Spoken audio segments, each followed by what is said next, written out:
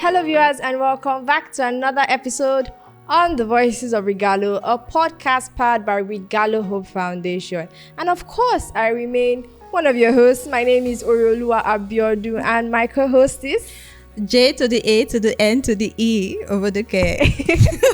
Nice. I love that. All right. So today we'll be discussing something that I think a lot of people are already sort of aware of. Yeah. Right, but we just want to also share our 2 cents on it. Yes. And it's imposter syndrome, right? The silent battle of imposter syndrome. Before we begin, we'd like to read out the meaning or the definition of imposter syndrome. So here's the definition: a psychological phenomenon in which a person is unable to internalize their accomplishments, remaining convinced that they do not deserve any accompanying success. Okay. It's also an experience where there is chronic self-doubt and feeling of intellectual or professional fraudulence despite evidence of high achievement. We said all that to say that. You know that feeling when you just feel like, oh, I don't deserve this achievement, or I don't deserve this accomplishment. You feel like it just came by luck, right? You really didn't put in the work. Or you feel like certain positions that they give to you, you don't have the capability or the ability to perform in them.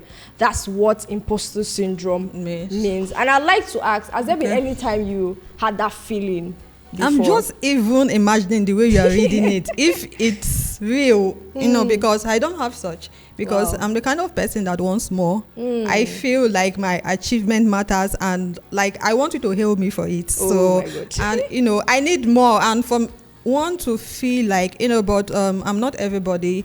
For one to feel such, I think there needs to be some improvement one way or the other. Okay, and yes. Well, I'm shocked that you said you've not felt it before, but I think it's a good thing actually, because I have at some point I felt like, maybe certain things were just happening to me because people just liked me, or maybe I really wasn't living up to expectations. Okay, they'll feel like maybe you got it by luck or something. Yes, that I wasn't really living up to it is that luck aspect, there are some things that you achieve. But to me, if I feel like something is by luck, it means that maybe I really didn't read or something. Then I just knew that it's by luck. But feeling like maybe I don't deserve it and it's by luck, no, I don't feel like that. But I think first of all, I'd like to say that if you are in this category, you have this syndrome and sometimes you feel this way, you're not weird, you're not abnormal, right? It happens. And I'd like to ask, do you think that people who have this feeling, it sort of helps them to grow, or do you think it pushes them to grow, or it pushes them to stay restricted sometimes? It sort of pushes them to grow, to want to know more.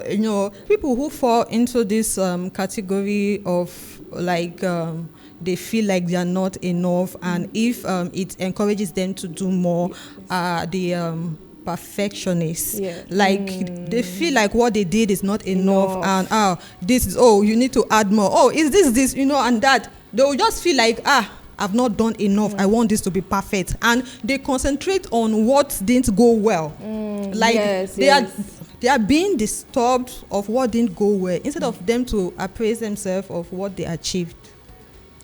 Interesting. Amazing. Okay, so I think that another aspect I'd like to say is it's important for you not to pay attention most times to that voice that rings in your mind that says, you're not enough. You're not enough. Or you don't deserve this. Because if you were given the opportunity, if you were given that achievement, or if you got that achievement, or if you were given such roles or great responsibility was placed in your hands, it means that you are capable.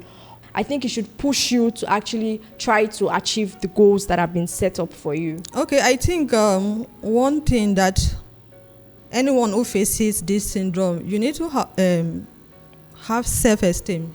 Because if you have self-esteem, I don't think that syndrome would be even visible in the first place, because someone who has self-esteem, you always appraise yourself, you always boast of your achievements. So try to imbibe self-esteem in you, and I think that is one solution to this imposter syndrome. Yeah, so I think it's beautiful that you mentioned self-esteem, and I think in a way it sort of links to confidence. Yes. Right? And we have this notion, or most times we believe that people who are confident don't also battle with this thing, or people who look confident don't also battle with this syndrome, or they don't have fears. And that's not the case. I think people have learned over time to come out of their shells. They've learned over time to manage their fears and even still look confident while being afraid or while being fearful. That might link us to our next question of people often being afraid to step out of their comfort zone, or people being afraid of trying out new things, even in the workplace, or taking up new responsibilities in the workplace. Do you think it comes from a place of fear of failure, fear of success, or they just feel like they are incompetent? For those who have imposter syndrome, like they feel like they are not enough, I think fear comes in a kind of, but if they can subdue that fear and face the fear, you could see that there is nothing that you cannot achieve. Once you face that fear, you have the confidence, you have the self-esteem to be able to accredit yourself what you deserve, because you are the one that had the achievement, you are the one that faced the processes that led to that achievement. So there is no way you shouldn't praise yourself for such achievement and aim to even go higher. So I think you said it though. People should learn to step beyond their fears, to face their fears. And sometimes courage isn't even the absence of fear. It's the fact that you can do things even while still being afraid. A lot of times people think that people who look courageous don't exactly have fears, or sometimes they don't even have this syndrome. But the truth is that people often know how to manage their fears and even still look courageous. And interestingly, courage isn't even the absence of fear. It's the fact that in spite of your fear, you are able to fill in the shoes, you are able to stand, you are able to do what you need to do. Right? So I think that for many people out there who might feel like fear is stopping them, I think you should not let fear stop you.